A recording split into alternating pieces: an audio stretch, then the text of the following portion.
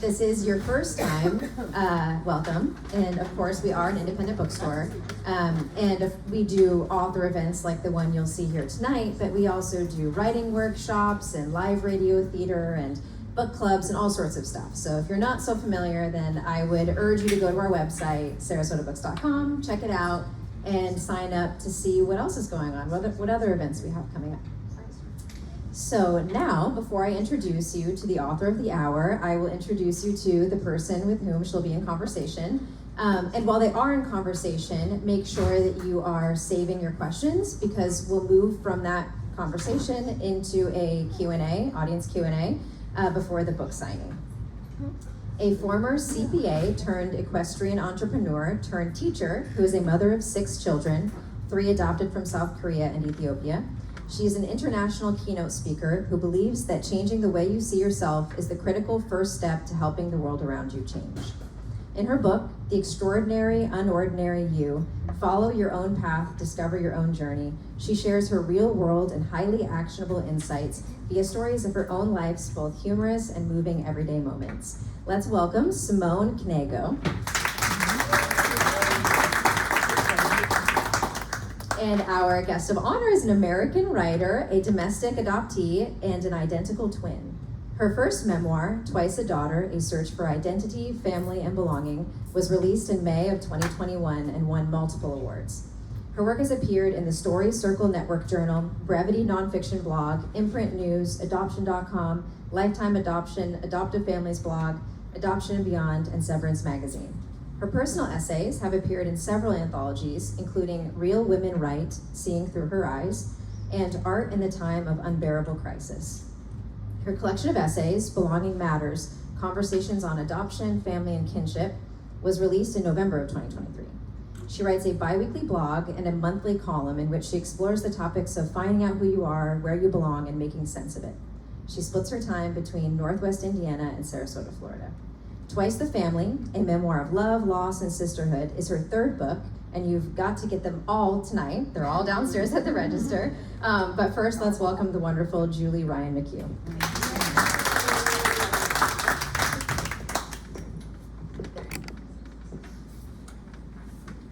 So it's pretty fitting that we are here tonight because this is where Julie and I met. So we were doing a local author book fair during COVID, and we stood at our little tables, and I think maybe 3 people walked in because it was COVID. But thank you for doing it, yes, Georgia. exactly. In spite of all Yes. that. But it was really amazing to meet Julie then, and it is so fun to be here tonight with you. And we're in a book club together. Yeah, too. we're in a book club together. So, well, I think it's on hiatus, but Yeah. yeah, We'll yeah, we rejuvenate need to it. start our own book club now. There we go. So, I'd really love for you to give a synopsis of Twice the Family, because I feel like maybe I'm the only person here who has read the whole book. Because it's brand new, which is very exciting. Yeah.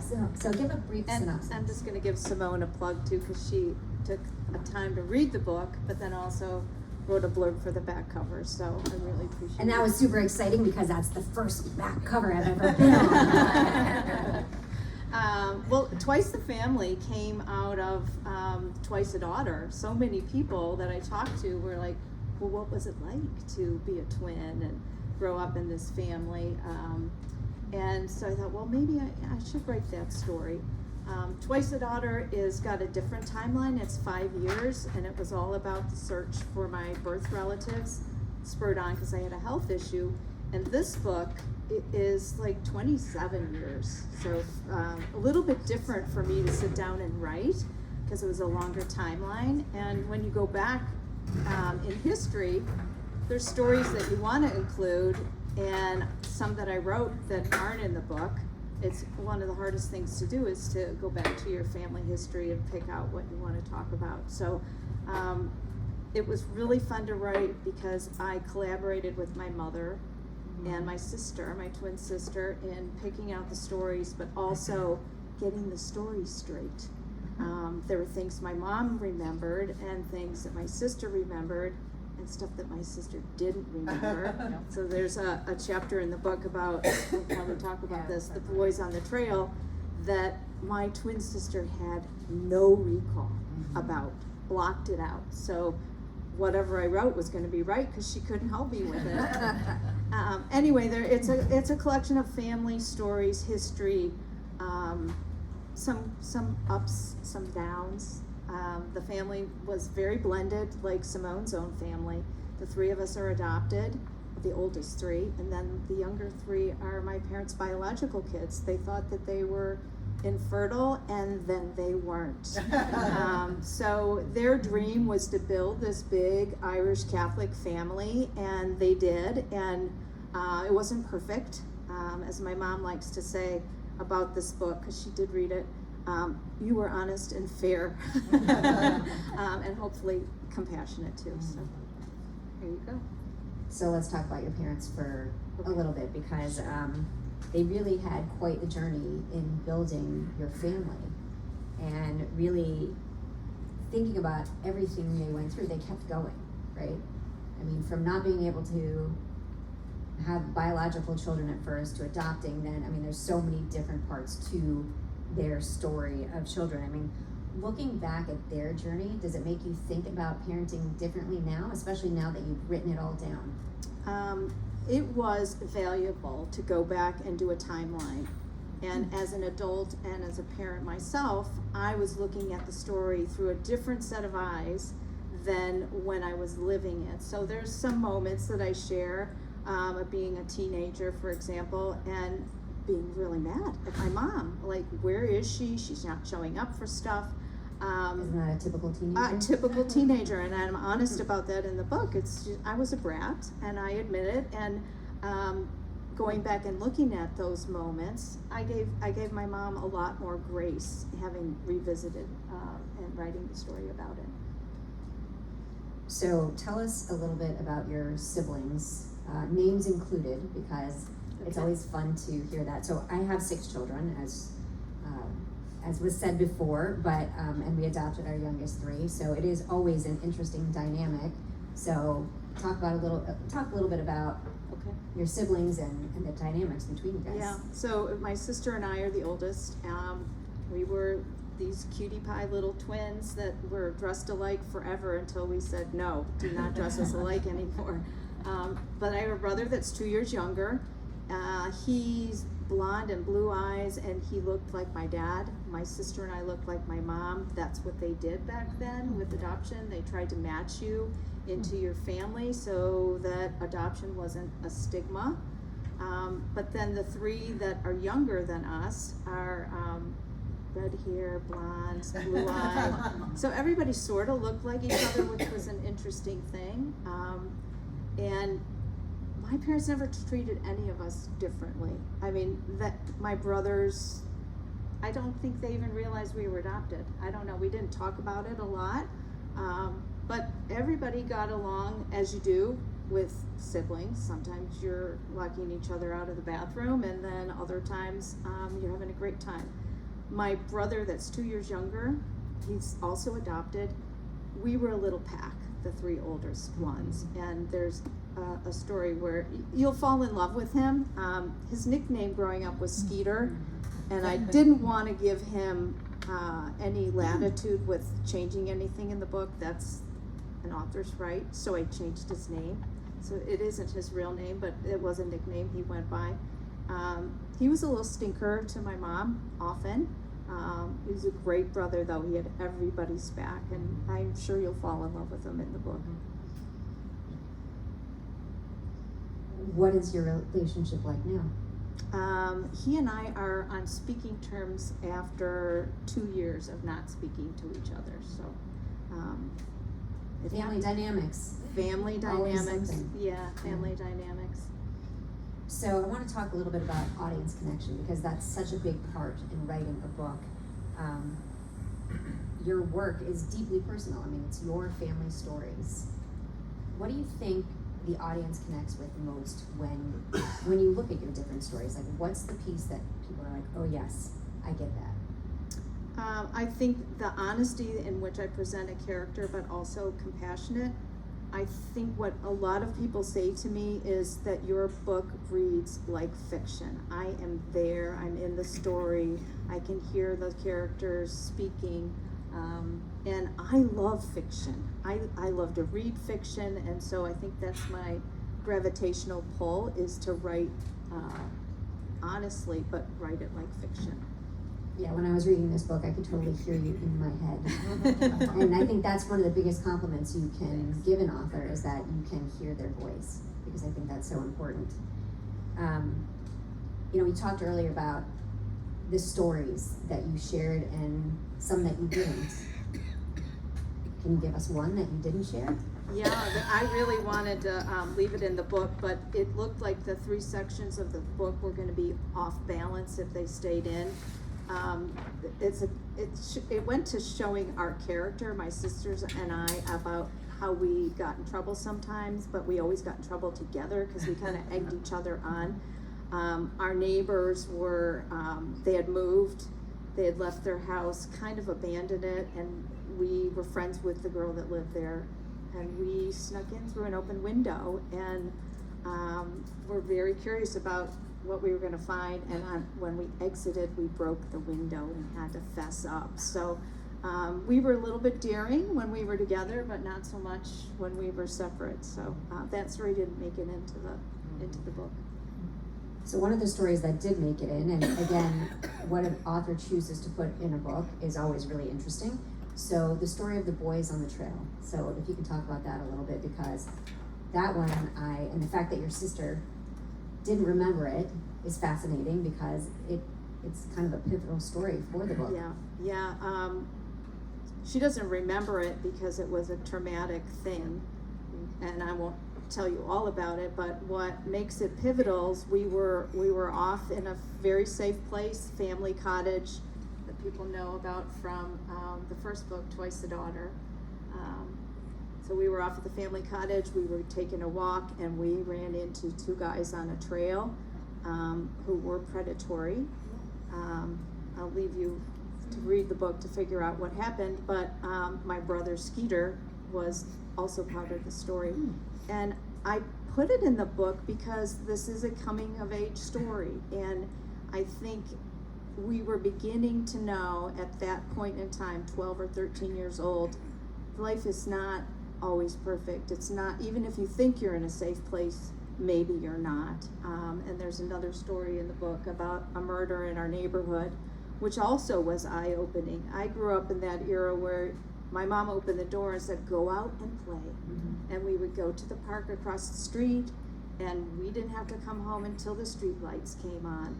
And that sense of safety was part of my childhood, but then the boys on the trail happened, this murder in the neighborhood happened, and it was this coming of age, realizing you gotta be careful, and all the advice that my mom had given us growing up, I got it. I got it. It's funny because when I was a kid, same thing, you went outside, you played, and you came back when it was dark, and there was one time, and looking back, I didn't even think about it at the time, but there was a guy in a van, and he came out and he wanted to hang out with us, and luckily my sister said, you know what, it's time to go. But the rest of us didn't get it. We're like, oh, he's just really nice. No, he's not that nice. So yeah, it's things that we didn't think about back then, which, So let's go back to what your family thought about you writing this book. I mean, you said what your mom thought, that that you were fair. Yeah, I think the first book was harder to write in that sense. When you go to writing classes, they teach you to just write it like nobody's going to read it.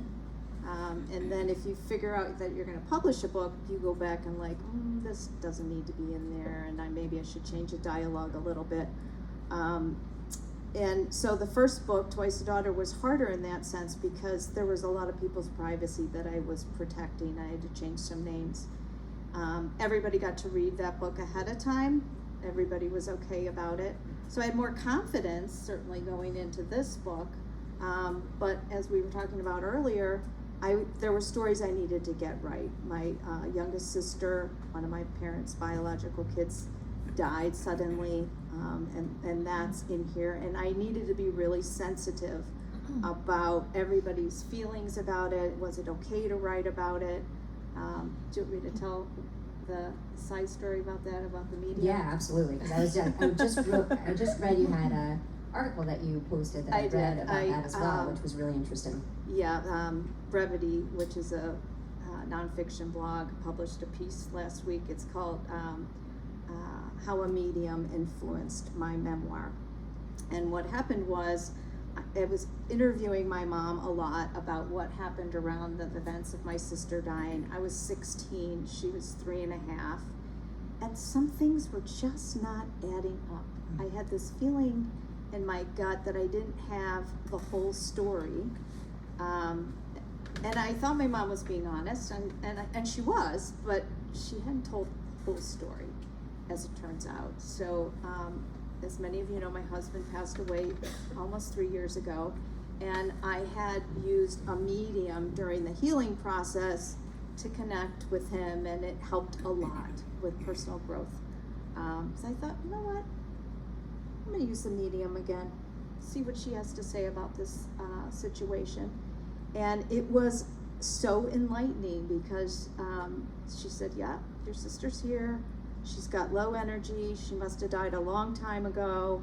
And she established some facts that I hadn't told her. And I'd used her before, so I had a lot of confidence in her. And she said, your sister wants you to write the story, and there's things that you don't know. You have to ask your mom more questions because your mom hasn't finished healing. Now, this was 50 years ago. So I said, okay, what kind of questions? Ask your mom about the police. I'm going to leave it at there, so you will read the book. But so I went to dinner with my mom, and I said, you know, I'm editing these chapters, and I don't think I have everything. Is there anything about the police? She looked down at her plate. She goes, why are you asking? I said, you know, do you want me to put it in the book or not? She said, you can. And then she spilled out all these details that none of us had known before. And as a parent, right, when you're parenting your kids, you don't always tell them everything because they're a kid and you're a parent and you don't want to freak them out. So I think that's why she never told us the details, but she was different after everybody in the family learned all of what happened around my sister's death. So that was the piece about the When you say she was different, was like it was like I a think sense she was of release that yes. Yeah. And I think reading it in print was helpful for her, and all of us being on the same page about the events surrounding her death. It's really an interesting thing when you write a book and you write about your family, because you just don't know. You just don't, and when it's finally done. So for me, when I said to my husband, I'm gonna write a book, and he's like, well, that's amazing, can't wait to read it, you do know you're an accountant. And I said, yes, but I'm gonna write it. And then, so I said to the kids that, because I do talk about the youngest 3, their adoption stories, and so I just kind of wanted to clear it with them. Not that I needed completely there, because it's my perspective of the story, right? They can tell their own story, but it's my perspective of it. And so I asked, all the kids were fine except for my youngest, and she said, well, you can write whatever you want, but just don't write about me. And I said, okay, I'll write about my 5 favorite children. And she said, fine, but I'm not gonna like it. Well, guess what, she loved it. So, Yeah. but it's always interesting to see how family members are gonna react when you talk about them. Yeah, So, and you don't know yeah. until it's on the page. And you see it does, for some people, it tears families apart when you Yeah. write. And I think that the motivation, your motivation and my motivation in writing about our family is not revenge. It's to tell a story, and so that other people can see themselves in the story and maybe heal a little bit from the stories we tell. Yeah, it's really about inspiring other people. Yes, so, it is. Yeah. So one of the most important things you can do when writing a book or creating a book is the book cover, because that's the first thing people see when they walk into a bookstore or look at it online. Yeah. So I love the book cover, and I'm curious how that came about, because again, different than your last one, but in similar style with 2 people on there, so. Yeah, well, the first book, the publisher wanted a picture of my sister and I, and the one that's on that cover was taken at the beach house, and we were about 16 years old, probably around the time that we hit the Boys on the Trail story. But my mom, because there were 6 of us in our family, she had a lot of pictures of all of us on big vacations, but not a lot of pictures of us separately. So there wasn't a lot of pictures of my sister and I. So this is not my sister and I, but a photographer friend of mine had these twins that she was photographing, and I said, can I borrow that picture? Can I have that picture? Can I buy that picture? And she said, they're coming back. Let's stage it the way you want the cover to look. So she staged it. And these little girls look a lot like my sister. I mean, we had those same shoes and socks. Of course, they had matching dresses. I also love how they carried the polka dots from the girls' dresses to the back cover. So yeah, these are not my sister and I, but they are so close, and We can pretend. we can pretend. Yeah. So I want to read just a short passage from the book because there's so much in this, but this little piece, because your family was very religious, and I thought that this piece really stuck out to me. What kind of God allows so many tragedies to happen to such well-meaning souls like my folks? In my journal, I wrote out the growing list of God's failings: Mom's many years of miscarriages and infertility, Mark's stillborn death, Susie's cataracts and visual disability, her sudden death. As I slurped down the last sip of my diet drink, my thoughts went to a more troubling place. Are we all fooling ourselves? Is there really a supreme being? Yeah, that was ultimate teenagehood. Doubting and accusing and blaming, and I think it's very typical of that time period because our family was going through so much.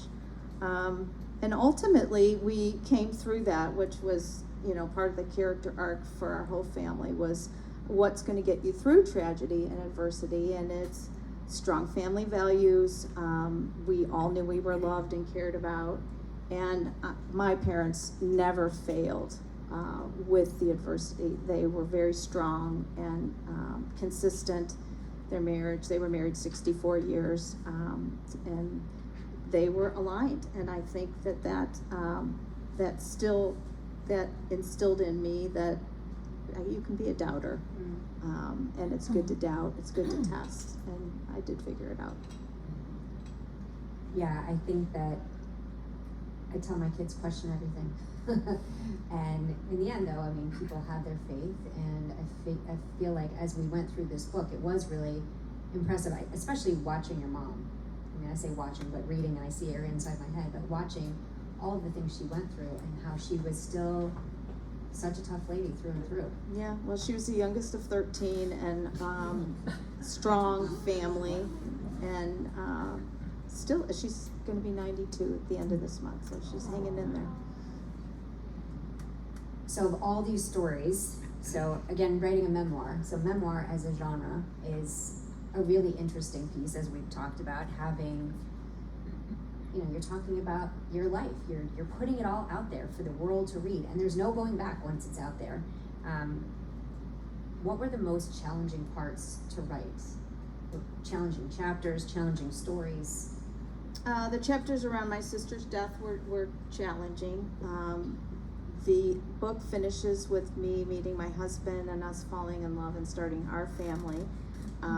So writing those chapters while still grieving his loss was immensely healing, but exhausting.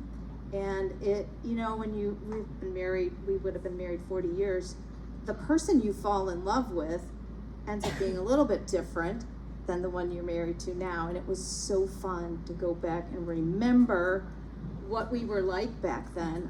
My kids all have read the book, and my son said, wow. We were talking about this before the talk tonight, and I think, they think of us as these boring old folks, but we were not that much different than them. So a little family history got told.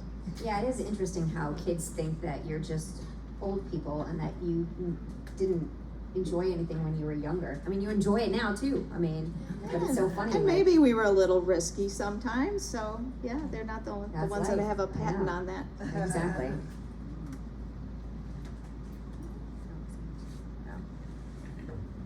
So, looking back at everything you've uncovered about your past, what is the biggest lesson you've learned about family, love, and resilience? Well, ask more questions is a good one. And also just to go back and review the family stories and what you get out of it. There were a lot of wisdoms that I remembered from my grandmother and my mother that, you know, you're just pushing that out when you're growing up. But then as an adult and as a parent going back and listening to those voices again, some of those lessons are every day. I mean, I probably said the same things my mom said to my kids. Family always comes first. Everybody remember that one? Family always comes first. Yeah, I think that it's interesting looking at the things that I say to my children. And I always said, well, my mom would say to me, I hope you have 10 kids just like you. I was like, I did pretty good, I had 6. But also, I was like, I would always say, oh, I'm never gonna be like my mom. And that's so not true, you know? I mean, I catch myself saying things, I'm like, oh my gosh, that is exactly what she used to say to me. Yeah.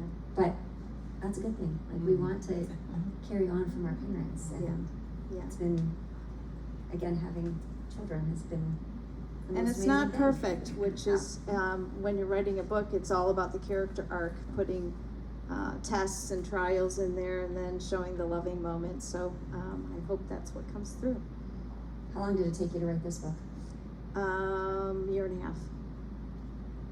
And what do you feel like it was easier than the first It time? was easier than the first book, but harder in the sense that I had more time periods that I had to go back to and fact check.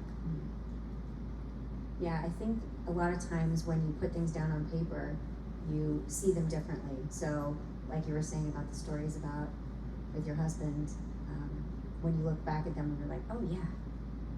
I think that looking back at the different stories that we have, once you put them on paper, for me, it's like a completely different meaning, right? You can say stories out loud all the time, but writing them down really kind of solidifies it and kind of changes their meaning a little bit. And that's the difference between memoir and fiction, is we're supposed to put meaning to things, otherwise you're not going to know why we put them in the book.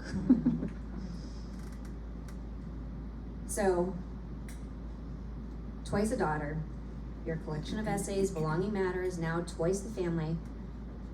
What do you think's coming next? I mean, I know like this just came out, so obviously you're going to be in the moment and enjoy everything that's happening right now, but I think there'll be another story about, I think we're always becoming. I'm on a different path now with, lost my husband, and I think we're always becoming, we're always trying to find a new sense of identity and belonging. So there's probably going to be another book around that, but I have a children's book that's going to come out later this year. I wrote an essay about a tree, a family tree farm, and that book is being adapted and illustrated, and it's features one of my grandsons. So now all the other grandsons think they should have a book too. So that's the next thing on the plate.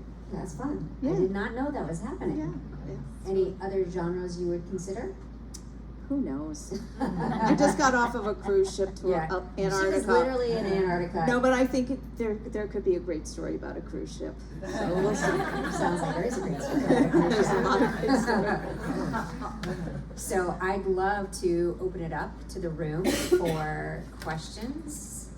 And obviously you haven't read the book, but questions about Julie and what she's doing and Or writing or anything. I have a question. Yeah. I was at first going to ask you to elaborate a little bit more on how your adoption shaped your sense of belonging now. But I think with losing your husband, are you able to talk a little bit about whether that sort of calls back to those feelings of sort of trying to find your place again? Or a Yes. sense of Oh, belonging? absolutely, it does.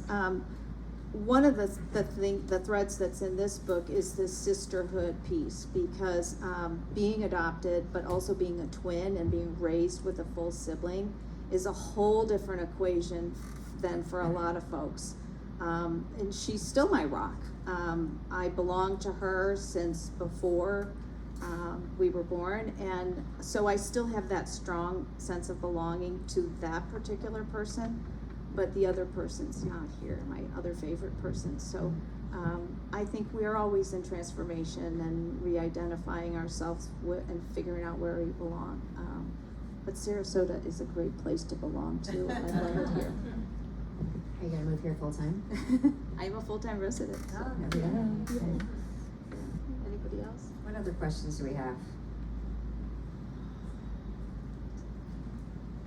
I have another question. Yep. Thanks, Bryn. So, I wonder how, so you've written, other books before this book, Twice the Family. Did readers' responses to your other books shape how you approach this book? Absolutely, yeah.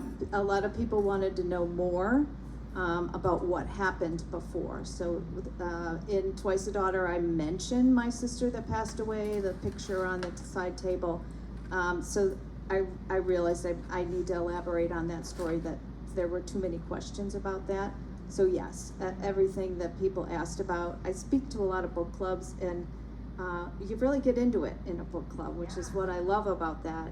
They ask really, really good questions. And both this book and Twice a Daughter, I tried to bring out all the different aspects of being adopted. It's difficult to be adopted, but it's also difficult, and you can speak to this, to be an adoptive parent.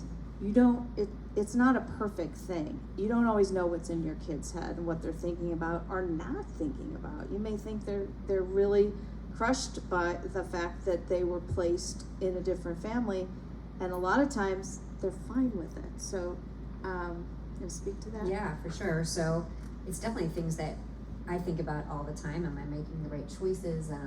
What are they thinking about?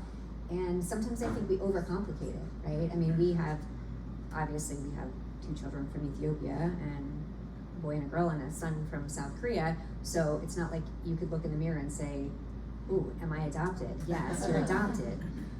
But we've always been really open and honest with our communications about adoption. And the same thing, people will always say, who's your favorite kid? I don't have one. I love all of them. Sometimes I don't like any of them, but no, I love all of them. And so, but you think about that on a regular basis, are they okay? Yeah. Do they feel like they fit in? And I've had people ask me, are you sure that you don't love your biological children more than your adopted children? I said, they're all my children and I love them all the same. Yeah, and I felt that growing up. My husband had a funny thing about the favorite kid thing. They all maintained that I have one son, that he was the favorite. And he said, on any given day, one of you is my favorite, but today, none of you are. Yep, that's what I like to say too. Yeah. There's many moments like that. I have another question. Keep asking. You mentioned the book clubs. Can you tell us a bit about one of those, maybe an unexpected question you were asked, or a really special moment, a response from one of the readers? I got taken to task about how I wrote about my mom in the first book, Twice a Daughter. And it was a good discussion. I wasn't offended. I said, part of the story was this mother-daughter relationship that we both thought we were fine. I have a health issue. I've got to research and get my medical history. I didn't realize how territorial she was going to be about that. It took me by surprise. Her role as mom was threatened. I understood that. But the book was about the transformation. We made it through that conflict. In the end, she was fine about everything. She used to come with me to my book clubs and sit there, and so proud. But I think that's one of the things that's so important in any book that we read, is to see a personal growth of a character. We say all the time, you gotta put a character up in the tree, throw rocks at them, and see how they get down. And that's what happens in a really good book, is this conflict and the resolution. And you're cheering for everybody, and you're mad at some people, and this adoptive mom was mad at me for how I presented my mom, and I said, we're all okay now. So, yeah. So good question, thanks. Julie, I have a question. Catholic Charities, do you have any involvement in that now that it's brought up Thanks, in that Don. environment? I am so close to Catholic Charities. They were our adoption agency. They have a firm policy never to separate multiple births. I'm immensely grateful to them for that policy and the fact that I got to be raised with my twin sister. I was involved in a post-adoption support group through Catholic Charities, and I still am very deeply involved with them. I like to say they were at the beginning of my life, and here they are at the end, still facilitating a lot of good things. There was a lot of criticism about the Catholic Charities. Well, their stance on adoption is challenging for a lot of people. They will not facilitate an adoption between same-sex couples. That doesn't sit well with a lot of folks, particularly since there are children still waiting for their forever homes. But my involvement with them personally is strong because of where they fit into my life. Thanks, Don. That's a good question, too.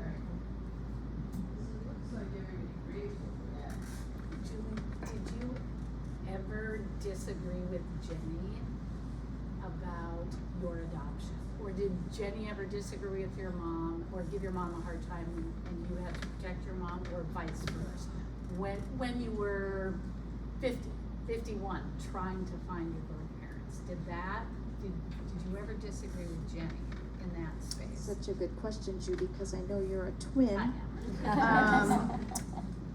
We, probably like you and your sister, have this passenger-driver relationship where, okay, you're driving, I'm sitting back. This whole adoption search stuff, she's like, okay, if we gotta do it, we gotta do it. So she was always on board. It was my deal. I was the one having the health issue. I had to be the one to go talk to my mom first to get the paperwork. So I did. She pushed me under the bus a few times. But ultimately, she was very supportive. When a book comes out, the ARCs come out like 5-6 months before the book comes out. So everybody gets a chance to read it. I gave her the book in January. The book was coming out in May. It was March, and I said, so what did you think? Is everything okay? Are you happy with the lines I gave you? And she goes, I haven't read it yet. I said, you gotta read it. She goes, I know how it ends. So that's our relationship. It's very trusting. We don't fight a lot. We get each other, and she's my best buddy. Yeah. Would she have pursued She that says path? she doesn't know if she would have done it had I not pushed the issue. And as many of you know, at the end of Twice a Daughter, I find a brother and a sister I didn't know I had. And the connection that we have with them was ridiculous. Literally, my brother was married to the girl next door. He's become such a big part of our lives, my brother and also my sister, that, I think that she would say, yes, I would have done it because of them. That's such a great story. Yeah, you never know what's going to happen, right? You don't know. Another question back here. Yes. Hi. What is the biological children of your parents? How do they feel about you now being close to your biological siblings? Well, because of this connection, the family lake house and being married to the girl next door, they already knew my brother. They knew he was a great guy. And it was like, yeah, welcome to the family. This is crazy. So, but also with the adoption search, I wasn't sure how they were going to react to it, but to a person they said, I'm so glad you figured out your story. You deserve to know that.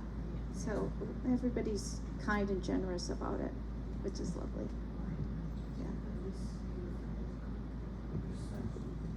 I have something, and I'm not quite sure it's a question yet, but it's something I'm thinking through. Maybe you'll find the question in it. Because I was taken by how you were talking about kind of the idea of having a conflict, a great character has a conflict, and then you're cheering for them and it resolves and all of that. And though I see that in fiction, obviously that's what you're going for. When you're writing a memoir, our lives are not necessarily that way. So I'm kind of, I guess the question is that what goes into your process of choosing the stories? Is it to put it together? Does that now lead you to your next book to find that? I think that pinnacle of conflict and the resolution such that you develop. I'm really clear on my themes always, and they're in all of my work: belonging and family and identity. So this is a really good question, because there was a family that we grew up with. They were friends of my parents. They had 6 boys. The parents, we called them aunt and uncle. I would have loved to have figured out how to put them in this book, but it would have been 50 pages longer. And I made a choice not to put them in the book. I don't think they're offended by it, but they were an integral part of us growing up, and they just, too many characters to keep track of too. Yeah. Good question. Anybody else? Yep. Julie, what's the age difference between you and your youngest sibling? 13 years. And, Yeah. and are you still close with that? Well, the youngest one passed away, so, but my sister, the youngest sister, is 9 years younger than me, and yes, I'm still close with all my siblings. Yeah. My question, reading Twice a Daughter, you had so many detailed notes and ideas and dialogue. It just, knowing you and the area and being Catholic and going through all that, I mean, that took a lot of research and just kind of going back into your mind and like, I had a lot of journals. I was a big That's what I was gonna ask. journaler, Okay, you were a journaler. and I kept all those, and they're really funny to go back to. Do you remember those pens that had the multicolored inks, and you press the button Still have one down? in my drawer. Oh my God, I was crazy with that pen in these journals. So I had a lot of material to go back to. One of the things that you do when you're writing memoir, and you don't have the dialogue, let's say, you don't have the recording, you write what was likely to have happened, and that's the creative license that you have. So it's not verbatim. We were in the garden and it was hot. It was just, the detailing was beautiful. It was beautifully written. Thank you. But yeah, just when you would get Linda's call and Yeah. your description of the And that was recent memory too, so I had better recall for it than Yes. some of the stories in here. And that's tricky. It's interesting in our personal story, going through a lot of my stuff, trying to get rid of things. I came by, my stack of journals, Ooh. from 7th, 8th grade. Oh, keep and, 'em. And beyond, but it was, I thought about that, because I thought, yeah, I didn't remember that. Oh yeah, that's right. Did you have the multicolored pen too? Hanging out in the stationery store was Yeah. my favorite. Yeah. Anyway, beautiful. Did your sister keep journals? She did. I knew where she. Did you I look? knew where she hid it. Have you looked in her journals? I did look at her journal. Yeah. The little key thing. Did you all write the same? Oh yeah, we were always mad at our mom. We were always mad at somebody at school, and a lot of boy stuff was in there too. Yeah. Does she still have them? And did that I don't help? know. Okay. I was Yeah, wondering maybe. she might. She might. We wrote about similar stuff, which is kind of funny.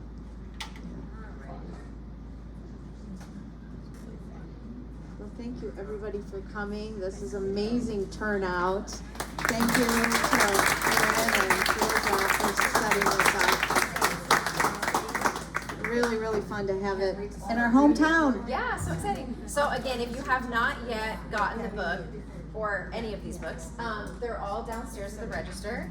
So you can go check it out and then come back up, and then Julie's happy to sign them. And the signing will be right up here. Yeah, and I have bookmarks for Yes, yep. people too. Yes. Yeah. So Thank you thanks so much a for lot. being here. Let's give another round of applause.